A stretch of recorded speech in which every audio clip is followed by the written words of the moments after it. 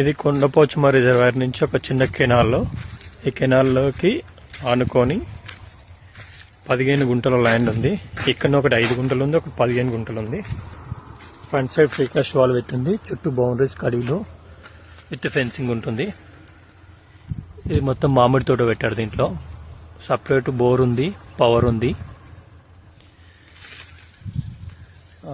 Double road నుంచి ఒక 200 metres ఉంటుంది. కెనాల్ రోడ్డు, గవర్నమెంట్ రోడ్డు, ఇలాంటి డిస్టర్బెన్స్ ఉండదు.